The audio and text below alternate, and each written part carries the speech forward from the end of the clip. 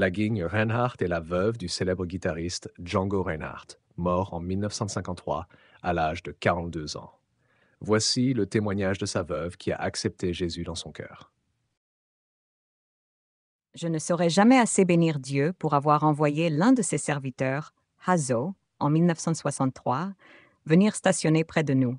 J'assistais à l'une des réunions organisées par lui. J'ai entendu sa fille Cosette chanter un cantique et cela m'a touché profondément. Hazo m'a parlé de la grâce du Seigneur. Il m'a fait comprendre que j'étais comme tous les autres et que j'avais besoin de la bénédiction de notre Sauveur.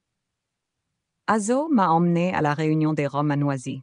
J'ai entendu le message de l'Évangile. J'ai donné mon cœur à Dieu. Ensuite, je suis allée dans une réunion rue du Sentier, à Paris.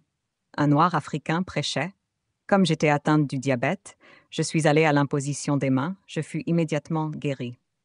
J'ai accepté Christ pour mon sauveur personnel. Le 16 février 1964, deux prédicateurs, un Rom et un Manouche, m'ont donné le baptême d'eau à l'église évangélique de Fontenay-sous-Bois. J'ai promis de suivre mon Seigneur jusqu'à la fin de mes jours.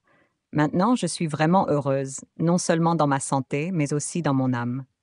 J'ai retrouvé la paix, car depuis la mort de mon mari, Django Reinhardt, le guitariste bien connu, survenu il y a 11 ans, j'étais désespérée et pour ainsi dire seule, bien que j'ai un fils.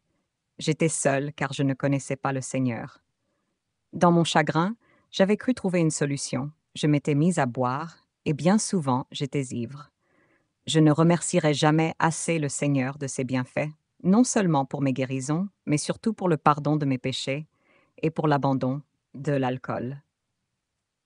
J'ai maintenant l'assurance que je suis sauvée grâce à la parole de Dieu, dite par un simple manouche, serviteur de Dieu.